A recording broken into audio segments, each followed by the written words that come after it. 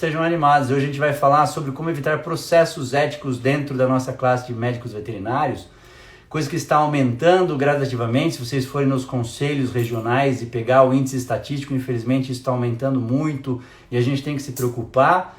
Recentemente eu fiz uma... José Clós, olha só, as pessoas estão entrando. Eu tenho visto velhos amigos aqui. Tudo bem, Zé Clós? Como é que tá? Soninha, meu amor. Nath Label, tudo bem, Nath? E aí eu vou vendo as pessoas, eu acabo parando. Grande Calês, abraço. Obrigado, Paulo. Saudade. Pois bem, eu estava dizendo que a gente tem aumentado o número estatístico de casos de processos éticos. Se vocês forem Ana Fátima, tudo bom? Se vocês forem nas respectivas CRMVs dos estados, vocês vão ver como isso infelizmente está aumentando. Recentemente eu fiz uma pesquisa estatística sobre as dores dos veterinários, sobre o que mais aflige, sobre o que mais os profissionais têm medo. E dentre essas questões está justamente o processo ético, porque isso tem aumentado bastante. Infelizmente a gente não tem aprendizado de como cuidar, de como evitar, do que fazer, do que estimula, do que motiva o cliente a entrar com processo ético contra nós veterinários na graduação. Aliás, a gente não tem muitos recursos na graduação, além dos recursos técnicos, obviamente, que isso a gente tem sobrando, porque é uma carga horária muito extensa, que acaba complicando, inclusive, para a gente aprender outras coisas que eu vou mencionar hoje. Pois bem, antes de começar, eu gostaria de provocar um pouquinho a memória de vocês, que vocês fossem buscar dois serviços pelos quais vocês passaram, um que tenha sido muito legal e o outro que tenha sido muito ruim. Pode pegar os dois extremos para ficar mais fácil o entendimento de onde a gente quer chegar. Pode ser um profissional liberal, um advogado, pode ser um psicólogo, pode ser um dentista, um médico, qualquer serviço que você tenha ido buscar e que você tenha ficado impressionado com o atendimento. E um outro que você tenha ido buscar também, que você tenha ficado extremamente decepcionado com o atendimento. Não estou falando da questão técnica, da competência técnica do profissional que você buscou, mas do serviço, do que foi oferecido. Pois bem, busca na memória, e eu já vou começar falando de dois serviços que me marcaram a minha trajetória. Aliás, eu gravei um vídeo curtinho, coloquei no meu feed hoje do Instagram. Se você puder ir depois da live lá comentar, marcar seus amigos, é importante para o Instagram entender o algoritmo e entregar para mais gente, porque isso acho que ajuda a inspirar as pessoas. Quando a gente conta a nossa própria história, a nossa própria vivência, isso ajuda especialmente quem está começando e outras pessoas também que nos veem como referência a entender que essas coisas também acontecem com a gente. Eu me lembro que eu estava em 2007 na cidade de Dayton, nos Estados Unidos, no estado de Ohio. Eu estava fazendo o meu doutorado de sanduíche lá na Wright State University, que é uma faculdade de medicina bem conhecida lá na região. E eu estava lá para implementar serviço de EcoCard em animais de laboratório, coelho, camundongo. Então eu estava super empolgado. Já tinha ido outras vezes para os Estados Unidos, mas eu particularmente gosto muito de lá. E aí nessa situação, estava se aproximando o final do ano, lá é um estado muito, muito frio, que neva. Eu estava ficando na casa de uma senhora, que eu sempre gosto de contar muito essa história também. Ela me acolheu na casa dela gratuitamente, sem me cobrar nada. O nome dela é Maria. Isso é uma história que eu conto à parte, mas eu posso abrir um parêntese agora, porque me ocorreu isso, deve tocar o coração de algum de vocês que está aqui escutando, eu acredito muito nisso. Eu fui para lá para ficar, eu tinha que me organizar para ficar, mas por 15 dias eu tinha um lugar, a casa de um estudante de pós-graduação que era um chinês, mas como estava se aproximando do final do ano, eu sabia que eu tinha 15 dias para ficar lá, porque a família dele, mulher e filhos, ia da China para lá. E aí essa senhora que era gerente do biotério da faculdade que eu fui trabalhar, fazer meu doutorado, ela me viu, ficou sabendo da situação, ela falou: você que é o brasileiro, poxa, que bom.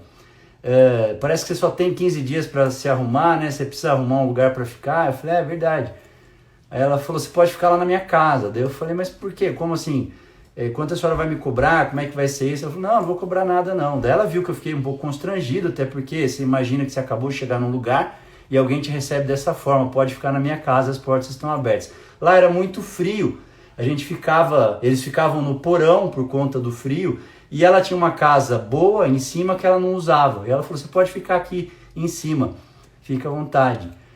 Eu falei, tá bom, mas só não vai me cobrar, né? Daí ela viu o meu constrangimento, ela deu um jeito de mudar a história, falou, faz o seguinte, você não é veterinário? Porque a faculdade era medicina, não era faculdade de veterinário. Eu falei, sim, sou veterinário. Ela falou, então será que você não pode ficar na minha casa para cuidar dos meus animais? Porque eu viajo para ir para casa da minha mãe, que é em outro estado, para mudar, para eu não ficar mais constrangido. Essa é uma história que me marcou muito, eu acho muito legal contar isso, porque eu tenho certeza que eu recebi esse presente de Deus por conta do quanto os meus pais ajudaram outras pessoas também gratuitamente, eu acredito muito nisso. E, enfim, essa é só um parêntese do que eu ia falar, que eu estava lá nos Estados Unidos, e aí por conta do frio, eu tive uma crise de hérnia de disco, eu tive uma extrusão discal completa entre L5 e S1, enfim, daí eu tive que fazer exame, tive um monte de coisa, tentei fazer fisioterapia lá, mas não deu certo, eu ia precisar de cirurgia e o convênio que eu tinha lá era um convênio de estudante, não pagava esse tipo de coisa, de cirurgia, e eu precisava de uma cirurgia um pouco mais rápido, porque eu tinha perdido atividade motora. A extrusão foi tão grande que comprimiu raiz sensitiva, então eu não sentia nem dor mais, porque estava comprimindo o nervo sensitivo, mas comprimiu raiz motora também. Então eu estava mancando e a perna já estava começando a atrofiar, inclusive, porque eu fiquei algum tempo lá. Para desdramatizar, eu tive que voltar meio às pressas para cá, para o Brasil, para ser operado. E aí a minha família precisou meio que orquestrar uma consulta meio de emergência, de um neurocirurgião que fosse competente o bastante para fazer esse tipo de cirurgia, pelo meu convênio. Não era particular, e arrumar uma ressonância magnética aqui, arrumar hospital, então foi tudo meio corrido. Aí eu peguei, senhor mesmo, Raquel, foi trash, foi uma baita de uma vivência. Aí quando eu voltei, eu passei pela consulta com o Dr. Abelardo, neurocirurgião daqui de São José dos Campos, eu gosto de falar o nome dele, porque eu fiquei extremamente impressionado. Ele ficou 1h30 comigo na primeira consulta pelo convênio, que era um convênio bem meia boca, tirando todas as minhas dúvidas, esclarecendo todos os riscos cirúrgicos, me tranquilizando que ele tinha escolhido um hospital X, que era um hospital regional aqui de referência, porque o microscópio era bom, ele percebeu a minha aflição, obviamente, eu era jovem, ainda sou, mas naquela época eu era mais. E, claro, ele queria tirar todas as minhas dúvidas, mas ele me tratou extremamente bem, com muita deferência, inclusive, me respeitando pelo fato de ser também da área da saúde, me tratando como um médico, enfim, coisa que a gente sabe que não é muito comum quando a gente busca esse tipo de serviço, ainda mais por convênio. Então, assim, foi sensacional. Daí eu fiz a cirurgia, graças a Deus deu tudo certo, foi tudo tranquilo. Depois, no pós-cirúrgico, mais 1h30 com ele, com toda a calma, paciência, me explicando, contando como é que tinha sido a cirurgia, contando as besteiras que eu falei, assim, que eu comecei a ficar dopado com anestesia, enfim, foi muito legal a experiência. Eu saí de lá até hoje, isso foi em 2007, portanto já tem 13 anos, até hoje eu indico o paciente para ele com muito gosto, com muito prazer, porque eu me senti acolhido naquele momento de dor, eu me senti empaticamente tratado, porque ele me deixou super à vontade para fazer as perguntas, para me responder, para me tranquilizar, sem, obviamente, me esconder os riscos que poderiam acontecer de intercorrência e tudo mais, mas ele foi um baita profissional. E repito, eu fui atendido pelo convênio, que era um convênio meia boca que eu tinha na época. Não era pelo dinheiro. Então ali eu aprendi a sensação de propósito, de alguém trabalhar de fato pelo que gosta, trabalhar pelo prazer de trabalhar, não só pelo dinheiro, entendendo o dinheiro como uma consequência, que obviamente é importante, eu sempre falo isso, mas o carinho com que ele me tratou, sem nem me conhecer, claro que tinha um propósito muito maior envolvido. Aí eu quero comparar com a segunda situação, eu espero que você esteja lembrando das suas. Eu comecei pedindo para você, te provocando para lembrar de duas situações pelas quais você tivesse passado por um serviço que lhe foi prestado, um bom e um bem ruim. Agora eu vou citar o bem ruim, que não foi exatamente comigo, mas foi pior do que se tivesse sido comigo, porque foi com a minha mãe. Em 2005, a minha mãe morreu de câncer, ela ficou um tempo internada no hospital, quando ela estava na fase terminal, quando ela estava com metástase no pulmão, nos 2 pulmões, e durante essa internação, em algum momento, ela teve também uma complicação neurológica, que os oncologistas precisaram chamar um neurologista, por coincidência, a mesma especialidade desse outro médico que eu mencionei, doutor Abelardo. Chamaram um neurologista de referência que tinha uma agenda muito apertada e ele teve que encaixar um horário na agenda dele para se dirigir até o hospital para examinar a minha mãe, para entender o que estava acontecendo e poder ajudar junto com os outros profissionais envolvidos. Só que no momento que ele chegou para examinar a minha mãe estava exatamente sendo banhada pela equipe de enfermagem, que aliás, profissão que eu já respeitava e aprendi a respeitar muito mais depois que a minha mãe ficou internada, muito mais depois que meu pai ficou internado, porque foram equipes que fizeram realmente a diferença no tratamento tanto da minha mãe quanto do meu pai. E naquele momento que o médico chegou, ela estava exatamente fazendo necessidades fisiológicas. E a minha mãe era lúcida, ela tinha 66 anos quando ela morreu. E naquele momento que ela viu o médico entrando, que era a primeira vez que estava diante dela, já com aquele constrangimento óbvio que as pessoas perdem um pouco a dignidade naquele momento, porque você já sabe que você não vai viver muito tempo, você já sabe que você depende desse tipo de cuidado de outras pessoas que estão ali pelo amor, porque não te conhecem. Enquanto ela estava fazendo as necessidades, que ela viu o médico se aproximando, ela disse: doutor, o senhor pode aguardar só um pouquinho, por gentileza? Ele falou: não, pode fazer, eu já estou acostumado, eu tenho horário. E a minha mãe constrangida, obviamente, depois ela não tinha ninguém com a gente, porque ela estava internada. Depois ela nos contou, obviamente, que isso foi de uma falta de empatia, que foi de uma grosseria tão grande que nos feriu emocionalmente. Você imagina que você está num momento super difícil, delicado da sua vida, com a sua mãe internada, sabendo que você vai perder aquilo que você tem de mais precioso, que é a mãe, e a pessoa justamente que deveria tratar com o maior carinho e cuidado e ter a sensibilidade de transmitir empatia, que é o médico, tratou dessa forma. E claro que isso alarmou o cérebro de todos os filhos da minha tia, que é a irmã dela, que cuidava dela nesse processo, depois cuidou do meu pai também, que hoje é madrinha da minha filha, por isso eu escolhi para ser madrinha da minha filha. Então a gente ficou extremamente ferido, a gente chegou a falar, inclusive, de fazer uma reclamação formal no hospital contra esse médico, que era um médico conceituado, tecnicamente muito bem formado, mas que fez esse papelão, para dizer o mínimo, com uma senhora lúcida que sabia que tinha pouco tempo de vida. Onde eu quero chegar com tudo isso? 2 lições de 2 médicos da mesma especialidade. Um que me ensinou na prática a ter empatia, o outro que me ensinou na prática o que é falta de empatia. O problema é que quando você está neste lado da moeda, quer dizer, a gente está acostumado como veterinário a atender o paciente, atender o tutor e etc. Claro, obviamente, a gente não está todo dia num dia bom, tem dia que a gente não está legal, a gente está preocupado, a gente está estressado, tem nossos problemas pessoais para administrar também. Às vezes o próprio tutor também não é uma pessoa muito delicada, que entenda certas coisas, mas a gente tem que entender que quem está prestando o serviço somos nós, assim como eram os médicos. E quando a gente está do outro lado da moeda, a gente aprende na prática a desenvolver a empatia, porque você sente. Então, aí naquele momento eu entendi que quando eu estava do lado de cá, eu entendi o que o outro está sentindo. Então você pode simplesmente amenizar a dor do outro, ou você pode aprofundar a dor do outro. E aí entra uma questão do processo ético. O título da live é: o que motiva o cliente a entrar com um processo ético?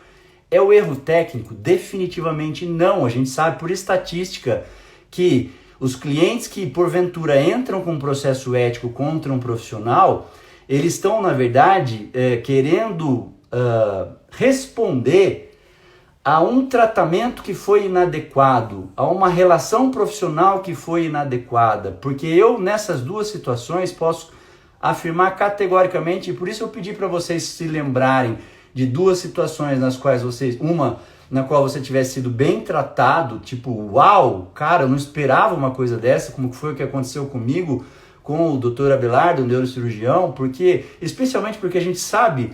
Não adianta ter hipocrisia quando a gente passa por consulta, pagando a consulta particular é de uma forma, quando é pelo convênio é de outra forma. Mas ainda sendo pelo convênio, como ele me tratou e o que ele me fez sentir. o que ele evocou de emoção em mim. Eu me senti naquele momento a pessoa mais importante do mundo, porque estava sendo cuidado por um profissional competente, com uma agenda superlotada, mas que estava olhando para mim, preocupado com as minhas preocupações. Isso definitivamente é empatia. Ele estava preocupado com o que eu estava alimentando de medo, de risco que eu ia correr com uma cirurgia na coluna, de hérnia de disco. E a gente, da área técnica, você sabe, um errinho que dê ali, que ele corte um nervo errado, você sabe o que pode acontecer. Então ele ficou ali me acalmando e não era pelo dinheiro. E depois eu tive essa outra experiência. Então eu convidei você antes disso também para entender quais as suas experiências que fazem você trazer à mente as emoções que você evocou em cada uma delas, até para perguntar para você que tipo de médico você tem sido. Claro, eu coloquei as duas situações, os dois extremos, mas você não precisa ser tão extremista.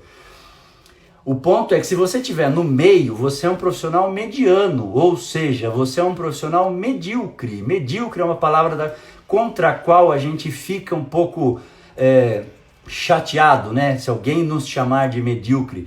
Mas medíocre não é nada mais, nada menos do que alguém que está ali na média, que trata todo mundo mais ou menos, meio morninho ali, tá tudo bem, não arrumo enguiço com ninguém, mas também não trato ninguém como se fosse a pessoa mais importante daquele momento. E sempre dá para melhorar alguma coisa. Quando a gente se lembra que a principal motivação do cliente é justamente a falta de empatia, negligência, falta de atenção, e quando você está do outro lado da moeda, eu posso garantir para vocês, é isso que eu estava dizendo, categoricamente, que ainda que alguma intercorrência tivesse acontecido na minha cirurgia de hérnia de disco, eu ia pensar 10, 15, 20 vezes para fazer qualquer coisa, entrar com processo, buscar na justiça. Por quê? Por conta de um gatilho mental chamado reciprocidade, que é um negócio que vem da nossa programação biológica, do processo evolutivo.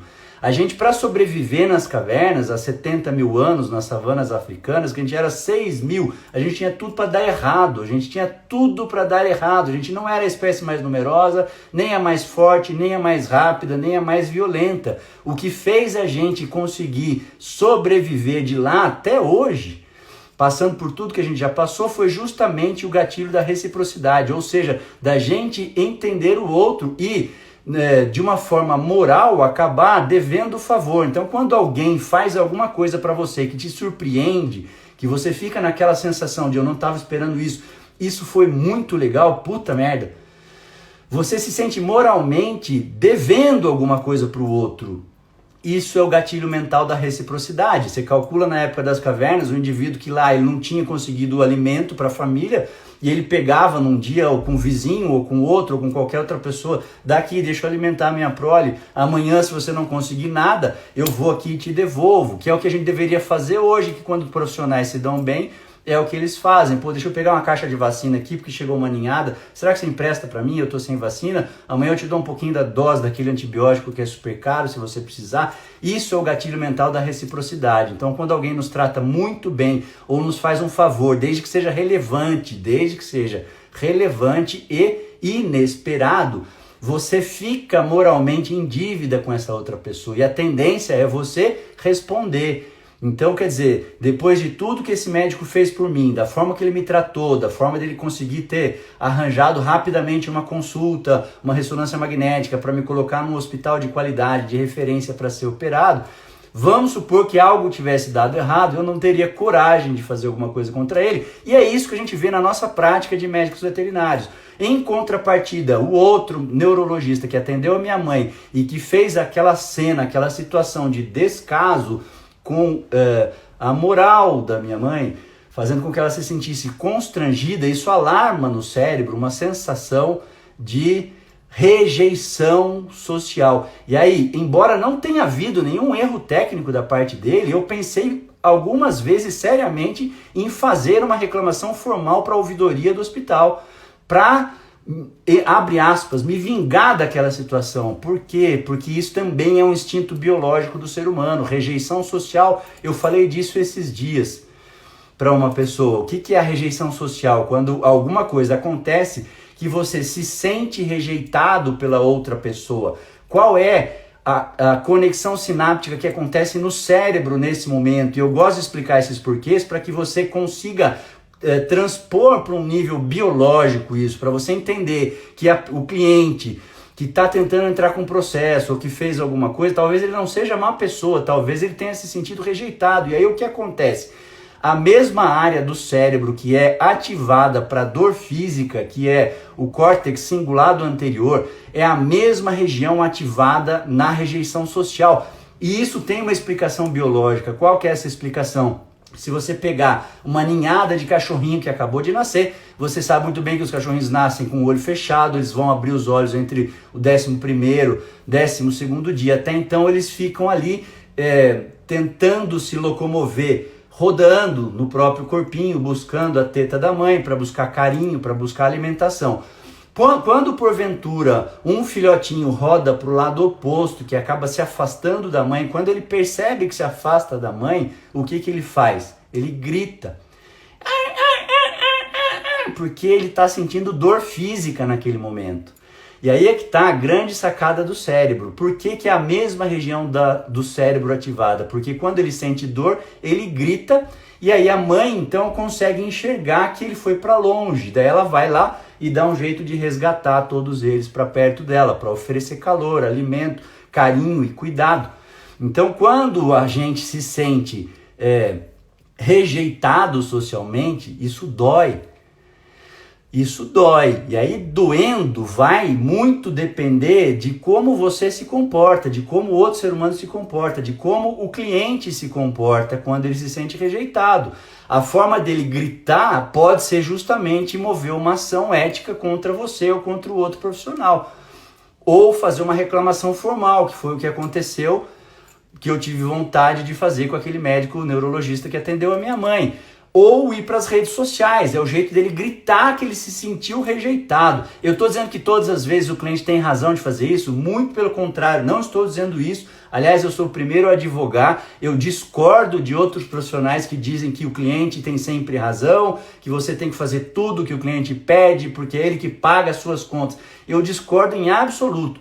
Não, você não tem que fazer. Quando deixou de haver respeito, aí você pode sim, dependendo das circunstâncias jurídicas, se você não for o único profissional, tiver outro, você pode sim, como diz o Betão de Curitiba, meu amigo, despedir o cliente. Eu não quero mais atender esse cliente. Você tem todo esse direito, mas eu estou falando circunstancialmente. Por que o cliente vai em rede social? Por que ele vai entrar com uma ação? Por que ele vai reclamar para o seu patrão, etc? Porque, de alguma maneira, ele se sentiu rejeitado socialmente. E isso ativa no cérebro dele o mesmo lugar que provoca dor física. Então ele fica indignado com aquilo. E você conhece, obviamente, pessoas que ficam um pouco mais indignadas com essa situação e outras que falam: não foi tão grave assim, deixa pra lá e tá tudo bem e etc. Vai depender do quê? Do perfil comportamental de cada cliente, que aliás eu falei na última live, eu não vou repetir agora para não ficar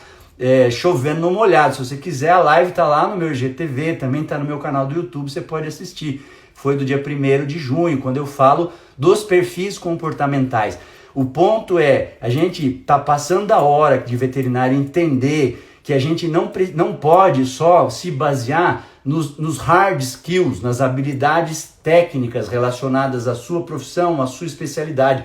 Isso não garante sucesso para ninguém. Isso não garante relacionamento para ninguém. Isso não garante retorno financeiro para ninguém. Eu conheço diversos profissionais que são muito bons tecnicamente, mas que não têm ética nenhuma, falam mal de colegas, muitas vezes com o microfone na mão. Eu já fui alvo disso, inclusive. Colegas extremamente arrogantes, soberbos, que se acham melhores do que os outros e que estão ali para ficar apontando defeito, apontando erro de conduta, o que eles consideram erro de conduta. É só uma questão de tempo para essas pessoas caírem, porque as máscaras caem. Como dizia meu pai e minha mãe, que eu fui criado no interior com valores religiosos e espirituais, a verdade sempre aparece, então não tenha medo disso, mas quem você tem sido como profissional? O que você busca? Você busca aprender apenas hard skills, apenas as habilidades técnicas, ou você também vai buscar soft skills, que são aquelas habilidades de relação interpessoal? E aí entra uma coisa curiosa. Qual que é a nossa dificuldade, nós, profissionais da área da saúde, veterinários, de entendermos que a gente precisa fazer cursos também de relacionamento, que a gente precisa fazer cursos de relações interpessoais, que a gente precisa aprender sobre empatia, como praticar a empatia. Empatia é um assunto muito legal, que é o terceiro pilar da inteligência emocional, e que se a gente que trabalha na área de saúde não souber aplicar para o nosso cliente, então a gente não consegue sucesso na nossa carreira.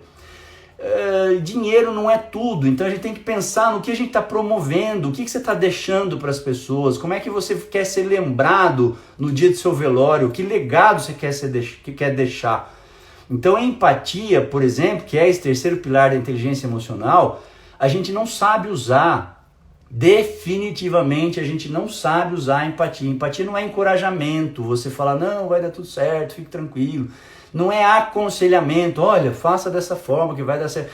Empatia é um milagre de relacionamento. Eu falei isso na última live, isso vale a pena repetir nesse momento. Diferentemente do sistema cardiovascular, que é um sistema fechado, que portanto se autorregula. Se autorregula como? Porque ele faz vasoconstrição, ele faz vasodilatação, o coração pode contrair com mais força, com menos força, pode aumentar o período da diástole, a frequência pode aumentar ou cair, e ele se regula ali sozinho. O nosso sistema emocional, ele não é autorregulável, porque ele é aberto justamente para eu conseguir captar as suas emoções e você captar as minhas. Se você coloca isso dentro de um contexto de atendimento com o cliente, isso é fabuloso, porque é isso que permite você sentir a dor daquele tutor que está ali com o pet, com o animal dele de estimação, doente e confiando em você como profissional. Mas essa confiança extravasa as questões técnicas. Você também precisa suprir esse cliente de cuidados. Obviamente que tem os excessos, a gente sabe que tem clientes que daí começam a achar que a gente é psicólogo, a gente não é psicólogo, a gente não tem formação e nem quer ter formação para isso. Mas um mínimo de tratamento ali para o cliente se sentir acolhido, para não ter essa rejeição social que eu mencionei anteriormente, a gente precisa ter. E é isso que faz de nós profissionais de sucesso, independentemente do que você considera sucesso, se é uma questão financeira ou não. Sucesso é o quanto você agrega na vida das pessoas com aquilo que você escolheu fazer profissionalmente. Vou repetir, sucesso é aquilo que você agrega na vida das pessoas com aquilo que você escolheu fazer profissionalmente. Então, se você escolheu ser veterinário, ninguém botou uma faca na sua carótida para você tratar dos pacientes que hoje são considerados filhos dessas pessoas, então vai muito além de você dar o suporte técnico, de você dar cuidado com vacina, com internação, cuidados emergenciais. É um cuidado que vai muito além disso. É um cuidado de você fazer o tutor ou a tutora se sentir acolhido, pelo menos naquele momento. Aí você fala, mas puxa, isso não é certo, porque daí tem cliente que acaba abusando. Tem cliente que acaba abusando em todas as profissões, em todas as áreas. Na odonto é assim, no direito é assim, na escola é assim. Tem gente que é pai de aluno que acha que a escola que tem que fazer tudo, educar os próprios filhos, e ele não precisa fazer nada, já que ele está pagando. Tem gente assim em todas as outras profissões, muito diferente do que a gente está acostumado a falar dentro da veterinária. Porque com médico não é assim, porque com advogado não é assim, porque com veterinário é assim. Não, você está enganado, isso acontece com todas as áreas. A questão é, cada um precisa saber o limite. Então a primeira dica dessa relação que eu digo, e aqui está a doutora Silvia Correia, que muito me honra com a sua presença. Obrigado, Silvia, que ela é jornalista da Folha, ela é colunista da UOL, ela é veterinária também, então é muito legal ter você aqui. E nós que trabalhamos combinado, gostamos, notamos como muitos ainda acham que basta decorar CID, BID, TID. É bem isso mesmo, Silvia. Então é muito além disso. Então como é que eu faço com esses clientes que são abusados? Primeiro, a gente tem que aprender que a gente entrou na veterinária porque gosta de bicho, mas a gente também tem que gostar de pessoas. Se você não gostar de pessoas, então não vá para a área clínica de veterinária. Existem diversas outras áreas dentro da nossa profissão. Porque se você ficar na área clínica, você vai lidar com pessoas. E pessoas têm perfis diferentes, as pessoas têm crenças diferentes, as pessoas têm comportamentos diferentes, as pessoas têm desejos, necessidades, angústias diferentes das suas. Não que você esteja ali para satisfazer todo mundo, porque isso ninguém vai fazer. Obviamente a gente tem as limitações. mas você tem que dar o seu melhor. E isso vai ajudar você a deixar correr menos risco de levar um processo ético, obviamente, porque, de novo, a maior motivação que o cliente tem para entrar com uma ação ética, com um processo contra o veterinário, contra o médico, não é o erro técnico, muito pelo contrário. Quando a gente acha que foi bem tratado e houve uma intercorrência, um erro técnico, a gente tende a perdoar, a gente tende a deixar pra lá. Puto, o cara é bonzinho, o cara me tratou bem, ele foi tão atencioso comigo. Agora, diferentemente, quando a gente não foi tratado da maneira que a gente acha que merece ou como a gente gostaria, então nem precisa do erro técnico. A gente arruma jeito por causa dessa rejeição social. Então eu estava dizendo, como é que a gente pode tratar essas pessoas para que também elas não abusem da nossa paciência? Porque claro que a gente tem que pensar nisso. O veterinário está sofrendo de burnout, estava antes da pandemia, depois da pandemia a coisa vai ficar muito mais desafiadora, por razões óbvias. A gente vai ter que trabalhar mais para repor questão de grana, a gente vai ter que lidar com outros tutores que também vão estar sem grana e, portanto, não vão querer fazer tudo que a gente indica, prescreve, etc. Então vai ter que ter um jogo de cintura ali muito forte. Só que eu lembro, quem está prestando serviço naquele momento é você. Então a responsabilidade maior de conduzir aquele processo de comunicação que a doutora Silvia Correia muito bem fala é você. A responsabilidade da comunicação é do comunicador, não de quem está recebendo a mensagem. Então, a Silvia vive dando aulas, eu assisti uma palestra dela fabulosa no final do ano passado, onde ela dá diversas dicas, inclusive, eu acabo repetindo as dicas de como fazer o cliente, como você ter certeza que o cliente está entendendo o que você precisava falar. É você parafrasear o cliente, é você perguntar, é você, depois de explicar tudo, de ler a receita com ele, você perguntar, então o senhor entendeu o que eu estou falando? Ficou alguma dúvida? O senhor pode repetir, então, como é que o senhor vai fazer a administração dessa medicação que eu estou prescrevendo, só para a gente ter certeza de que não ficou nenhuma informação que escapou? Isso é muito importante. Então, a primeira coisa é você estabelecer as regras. Como é que você estabelece as regras? É você dizendo para o tutor, delicadamente, o que vai acontecer, porque normalmente quando eu falo sobre esse assunto, tem diversos colegas que me perguntam, mas como é que eu faço com aquela cliente que fica lá, ela quer ficar 1 hora, 2 horas, 3 horas? Estabeleça, desde o início da relação, as regras de uma forma educada, gentil. Assim que o cliente entra na primeira vez, olá, seja bem-vindo, com um sorriso no rosto. Aliás, você tem uma chance de conseguir desenvolver uma boa impressão para o seu cliente, uma primeira chance. A gente acaba fazendo um julgamento muito rápido da pessoa e o problema é o seguinte, essa informação ela é muito valiosa, depois que eu estudei, que eu entendi isso, também mudou a minha forma de me portar como uma pessoa pela primeira vez. As pessoas nos julgam e a gente julga as pessoas associando simpatia com competência. Vou repetir. A gente julga as pessoas e a gente é julgado pelas pessoas associando simpatia com competência. Então, quando você está lá com o tutor na sua frente, pela primeira vez que ele faz aquele scan, dá uma escaneada nas suas microexpressões faciais, na sua linguagem corporal, se ele te achou simpático, a tendência é que ele te ache competente também. Se ele te achou antipático, arrogante ou soberbo por alguma microexpressão que ele captou, a tendência é que ele ache você incompetente. Então você tem uma boa chance de transmitir simpatia e associativamente competência pela sua primeira impressão que você causa no cliente. Ficou um pouco confuso isso, vou repetir. Você tem uma chance de transmitir simpatia na primeira impressão com o seu cliente. Basicamente era isso que eu queria falar. Como? Sorrindo. É a primeira coisa. E um sorriso sincero, aquele sorriso com os olhos, aquele sorriso de estar feliz com o cliente ali diante de você. É um cliente que está confiando em você. É uma pessoa que está confiando em você. Porque o sorriso ativa um sorriso recíproco. Mais de 90% das vezes, quando alguém sorri para você, você tem vontade de sorrir para a pessoa. E 90% das vezes você sorri de volta, porque isso ativa neurotransmissores. E o sorriso, ele provoca vasodilatação cerebral, melhora a oxigenação cerebral e uma sensação de bem-estar. Então, nos cursos que eu dou, especialmente no efeito Secret, que é quando eu falo especificamente de empatia, relacionamento, que é uma imersão mais curta de um dia, eu dou as dicas para você entender o que você pode fazer para transmitir essa sensação de simpatia para o seu cliente. Por quê? Porque ele vai captar aquilo de nível subconsciente, abaixo do córtex. E aí ele entendendo isso, fica muito mais fácil de você levar uma relação amistosa.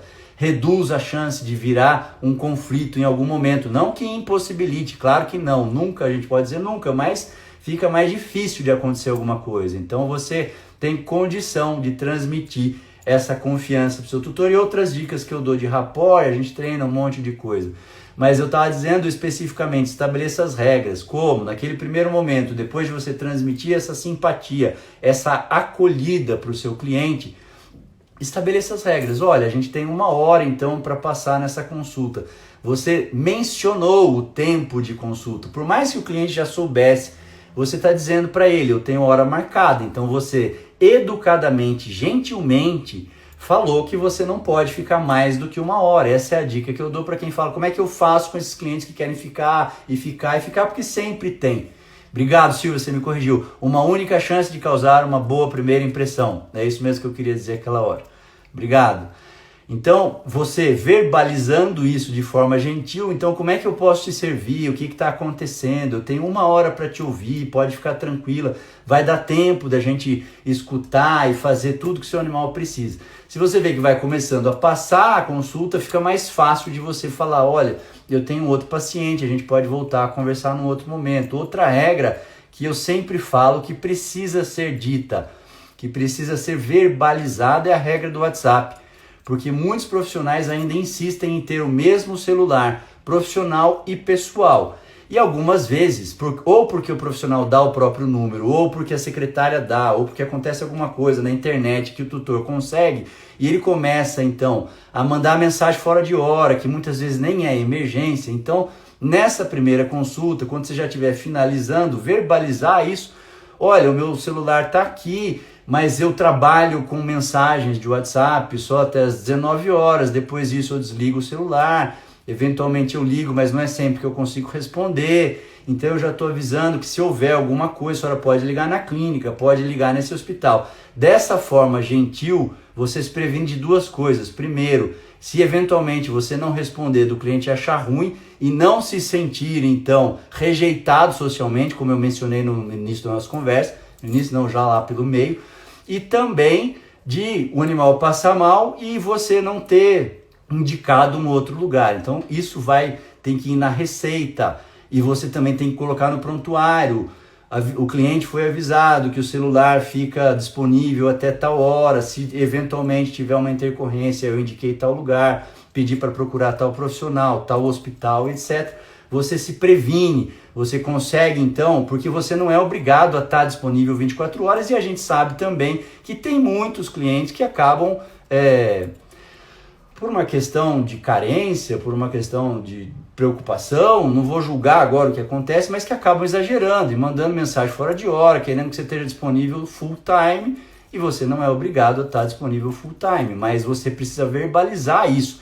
É a falta de uma comunicação eficaz que depois pode gerar um conflito maior, porque daí o cliente pode achar que pelo fato dele ter o seu número, que então assim que ele mandar uma mensagem que você vai, agora vai acontecer? Vai. Eu tive uma cliente que uma vez no retorno reclamou para mim, chorou copiosamente, que ela me mandou uma mensagem às 3h30 da manhã que o animal estava com diarreia e eu não respondi. E eu nem era o clínico do animalzinho dela, eu era o cardiologista, então quer dizer, nem era para mim que ela tinha que mandar mensagem, mas ela se sentiu rejeitada e eu tive que dar um jeito de contornar a situação de uma forma polida e educada. E aí que eu quero entrar na questão de conflito. E quando o conflito se estabelece? Quando alguma coisa aconteceu que o cliente ficou chateado, ele se achou preterido, ou que você não tratou direito, ou que o animalzinho dele não foi bem tratado, e etc. Hoje aconteceu um caso bastante simbólico de uma colega que me procurou pedindo uma dica. Olha, eu estou com um caso assim, assim, assado, o animal passou em consulta com uma colega e daí veio a óbito, agora a cliente está na rede social, tá não sei o que, ela está chateada, como é que eu posso resolver? Aí eu entro com essas dicas que também evitam o processo e depois ela me deu o retorno com a coisa bem desenhada da forma como normalmente acontece. Eu garanto que mais 90% das vezes acontece dessa forma. O cliente está chateado, está bravo, ligou xingando, ou mandou mensagem, eu não vou mais aí, eu não fui bem tratado, aconteceu isso. Primeira coisa, não resolva por mensagem nem por ligação. Registre um pedido, ou ligue para o cliente com uma testemunha perto, ou registre. Será que a senhora podia, o senhor podia comparecer na clínica? Que horário fica melhor? Espera o cliente dizer que horas ele pode ir. Tente se adequar ao horário dele, ainda que seja depois do movimento. Por quê? Porque nesse momento ele está chateado. Ele está se sentindo rejeitado, ele acha que alguma coisa aconteceu. Eu não estou dizendo que ele tenha razão, aí não está entrando juízo de valor e nem deve entrar juízo de valor. Simplesmente resolva a situação. O que você tem que pensar nesse momento é no resultado, o que vale mais a pena. Você deixar esse cara bravo, mas ele não tem razão, tudo foi feito certo, mas o prejuízo dele sair falando para um monte de gente, ainda que ele não entre com o processo, mas de ficar falando, o prejuízo é teu, não é dele. E pode ser que ele tenha prazer em falar isso. Algumas pessoas agem dessa forma. De novo, se você fez veterinária porque gosta de bicho, você precisa gostar de gente também. E gostar de gente inclui você engolir certos sapos de vez em quando, assim como outras pessoas que se relacionam com você também são obrigadas a engolir sapo também. Faz parte do jogo, faz parte das relações humanas, não tem como a gente fugir disso.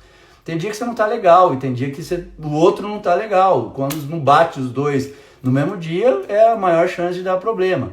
Então, mas eu não gosto de conflito. Não é. O conflito não é só a briga, a discussão. Conflito é quando houve divergência de opinião. Isso já é um conflito. Mas se ele já existe, ele tá ali para ser resolvido. E a melhor forma de resolver é essa. Mande uma mensagem, um e-mail, ou pelo menos consiga marcar, gravar que você está chamando esse cliente para conversar com você. Marque um horário, deixe o cliente chegar. Quando ele chegou, coloca ele numa sala tranquila, que não vá ser incomodado. Deixe ele esperar lá uns 3, 4 minutinhos com uma música ambiente mais calma. Se possível, deixe uma bandejinha com uma água gelada e com um copo de suco gelado. Por que gelado? Porque quando a gente toma alguma coisa gelada, a tendência é ativar o nervo vago, parasimpático. Então aquela história de tô nervoso, toma uma água gelada, funciona. Porque isso ativa o nervo vago, sua frequência cardíaca tende a cair, pressão arterial tende a cair e, obviamente, numa relação inversa, a tendência é a pessoa já se acalmar. Por isso, deixe com uma musiquinha que eu gosto muito daqueles sons de natureza, de água caindo, de chuva, com um sonzinho de piano, ou de violão, ou de flauta, tocando ali naquela sala como quem não quer nada com o cliente ali. Daí você entra na sala, aí você vai sentar de frente para o seu cliente, e aí você vai olhar nos olhos dele, só que o ideal é você conseguir sentir o que ele está sentindo. Fuja de juízo de valor, tente não ficar muito bravo com aquela situação, nem tão nervoso. Tome algumas ações antes de entrar na sala que te deixem calmo. Toma você uma água gelada também. Faça algumas ações para quando você estiver conversando ali, você conseguir olhar nos olhos do cliente, perguntar o que houve. E aí, à medida que ele vai falando, deixa ele falar de forma natural, não tente interromper, não tente se justificar, por mais que o que ele esteja falando seja mentira, você não concorde, deixa ele falar, porque quando a pessoa está nervosa, que ela consegue falar, especialmente para a pessoa responsável, isso acalma as amígdalas cerebrais da pessoa. Então aquele reflexo dela ter se sentido rejeitada socialmente, que é isso que nos ativa, que nos alarma, quando você permite que essa pessoa fale, já é meio caminho andado para ela se acalmar e, quem sabe, pensar no que ela está falando. Que algumas vezes é um monte de absurdo que ela está falando, mas naquele momento ela não consegue se escutar.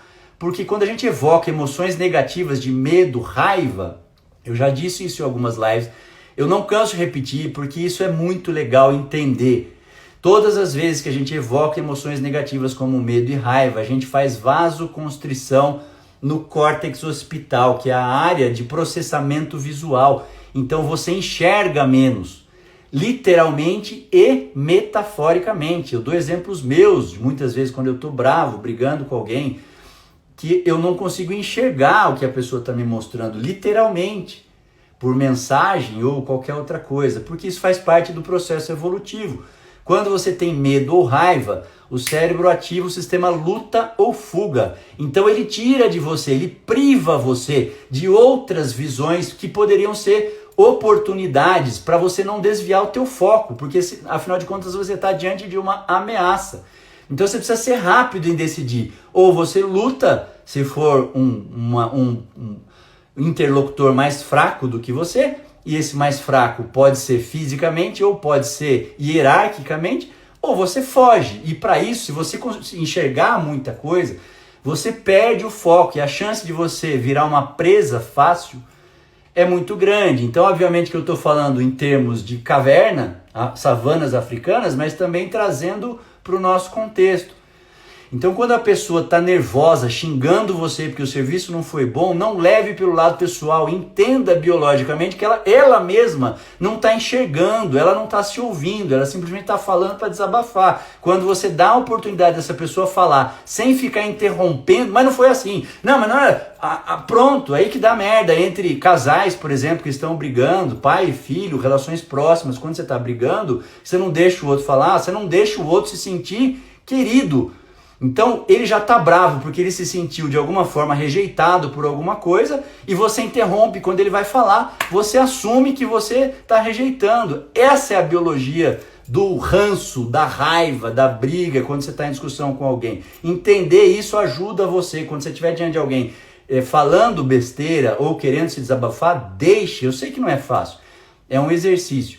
Mas no caso do cliente, quando você está resolvendo um conflito ali, é muito mais barato você ouvir as merdas que ele está falando do que você depois pagar para ver em rede social, pagar advogado, pagar para se defender em processo. Ainda que você tenha todas as razões do mundo. É mais barato você escutar. Eu não estou dizendo que você vai dar razão para a pessoa, mas deixar ela falar. E estimular ela a falar. Como é que você faz isso? Olhando nos olhos dela, como eu estou olhando para a lente dessa câmera agora, você pode me olhar. Enquanto a pessoa fala, você faz 3 movimentos de cabeça concordando em grupos. 1, 2, 3, para. 1, 2, 3, para mais um pouco, continua observando. 1, 2, 3, para mais um pouco, continua escutando. Porque isso estimula a pessoa a ficar falando e ela consegue se vomitar toda a toxicidade de palavra que ela tem. E isso faz com que ela se sinta acolhida.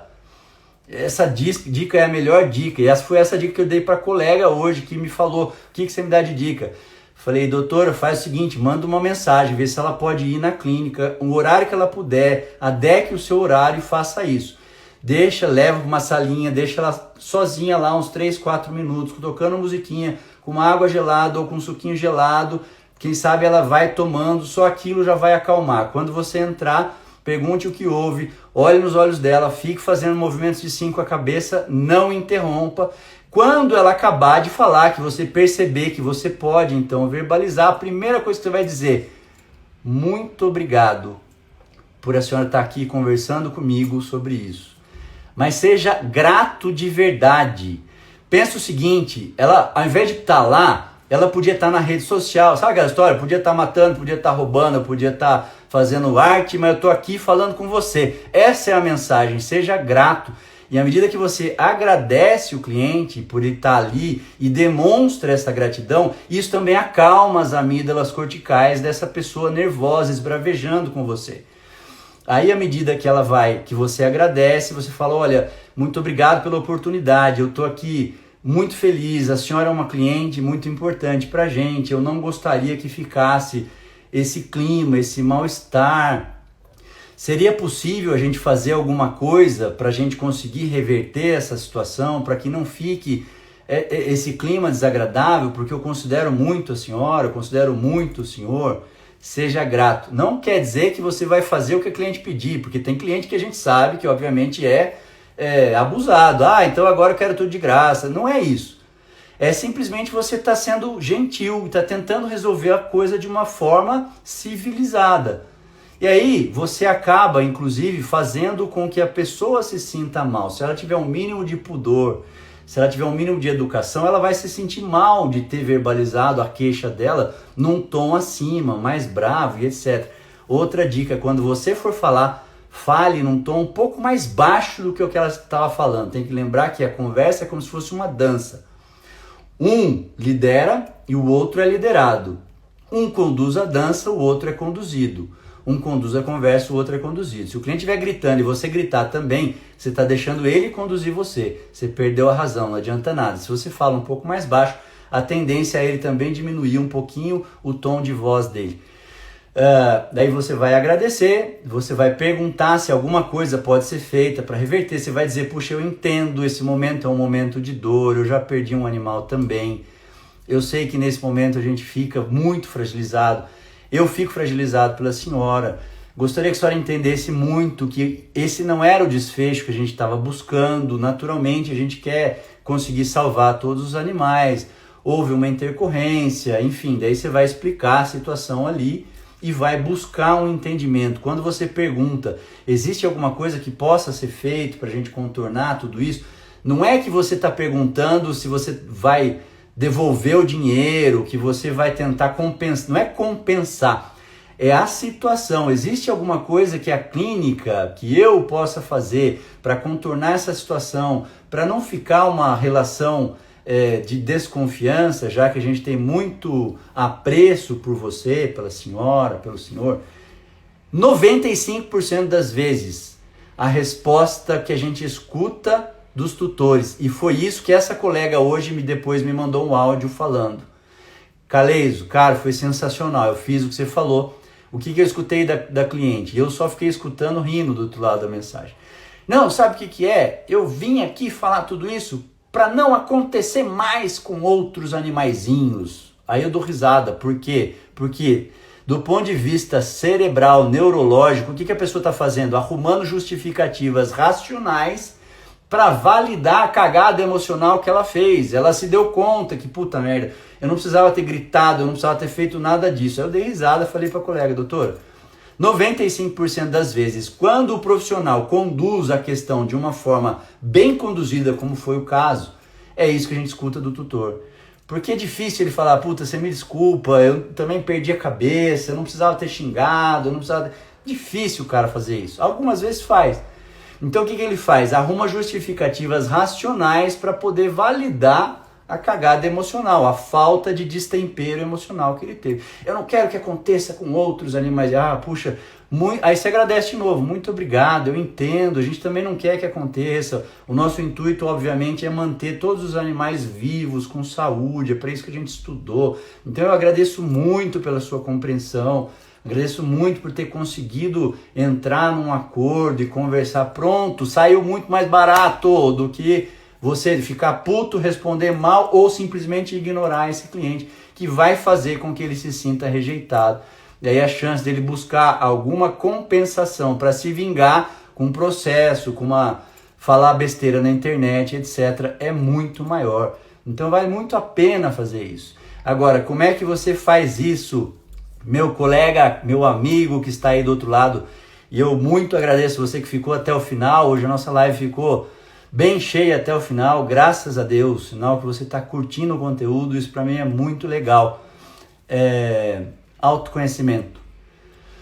O veterinário passou da hora, a gente precisa buscar por cursos de autoconhecimento, autogestão emocional, empatia, porque a gente não tem esse treinamento no nosso dia a dia, os nossos pais não tiveram esse treinamento, não nos foi ensinado nada disso. Hoje é que a gente estuda, hoje é que a gente vê nas escolas, a escolinha da Elisa está falando já de ensinar competências socioemocionais para as crianças de 4, 5 anos. Isso é fantástico, porque é isso que permite que a gente navegue pelas turbulências, pelas dificuldades e etc. de uma forma mais tranquila, sem nos abalar internamente, tanto quanto essas questões normalmente nos abalam. É isso que vai diminuir o índice de burnout na nossa classe de veterinária, é isso que vai diminuir o índice de suicídio. Pelo amor do bom Deus, a gente precisa fazer alguma coisa. Por isso eu peço, se você gostou do conteúdo, manda esse aviãozinho, dá para mandar pelos directs das pessoas, para que outras pessoas escutem, para que outras pessoas consigam aprender também, que sejam essas dicas para que outras pessoas se sintam impelidas a buscar por cursos de autoconhecimento e soft skills, que a gente chama. O Evovet acabou agora, já antecipando, em breve a gente vai lançar o segundo Evovet, fique atento, você que ouviu falar, ouviu as pessoas depondo. Aliás, eu já recebi quase 10 vídeos de depoimentos de pessoas falando coisas sensacionais, a maioria delas falando inclusive que aumentou o faturamento financeiro no meio da pandemia, simplesmente por conseguir aplicar as ferramentas de soft skills que eu ensino no Evovet. Tem outros cursos também, não precisa ser só os meus, pode ser outros, mas vá buscar isso, porque é isso que vai fazer de nós uma classe muito mais sofisticada para a gente alcançar exatamente o nosso lugar, o lugar que a gente merece, profissionalmente, financeiramente, na sociedade e etc. Eu acho que a gente está encerrando, não tem horário, meu relógio está um pouco adiantado, mas acho que já são 10 e pouquinho já. Daqui a pouco chega a mensagem aqui do Instagram dizendo que eu tenho 1 minutinho para poder me despedir. Como eu gosto de sair sempre dignamente, eu gostaria de agradecer muito a presença de todos vocês, especialmente vocês que ficaram até o final. Essa live vai para o IGTV. Se você gostou, então divulgue para outras pessoas. Eu agradeço muitíssimo se você fizer isso, para que outras pessoas alcancem, escutem sobre isso também, porque vale muito a pena. Eu posso dizer, sem medo de errar, inteligência emocional, desenvolvimento pessoal, essas ferramentas de soft skills, essas competências socioemocionais que eu fui buscar e que hoje eu ensino mudaram a minha vida, não só a minha, mas das pessoas que se relacionam comigo também ao meu redor, incluindo primeiramente a minha filha Elisa, porque faz 5 anos que eu ensino para ela essas ferramentas. E eu vejo os frutos hoje, eu vejo como ela é uma criança diferente das outras, como ela é uma criança que sabe, ela muda muito rapidamente de um estado emocional ruim para um bom, mas é muito rápido, isso me impressiona e me deixa muitíssimo feliz. Ainda dá tempo, eu já sou burro velho, mas eu também já melhorei, quero melhorar mais um pouquinho. Beleza, meu povo? Muito obrigado, me perdoe por não ter respondido todos os comentários aqui, é que eu me empolgo, eu vou falando sem parar, como diz a Mili, minha querida amiga de Salvador, e aí eu vou linkando uma coisa com a outra, até fora do que estava previsto eu contar, e aí se eu paro para ficar lendo, eu perco um pouquinho a linha de raciocínio. E eu acho um conteúdo tão legal, e eu acho tão importante explicar os porquês, que eu prefiro conduzir o raciocínio para que vocês entendam. Muito obrigado, beijo no coração.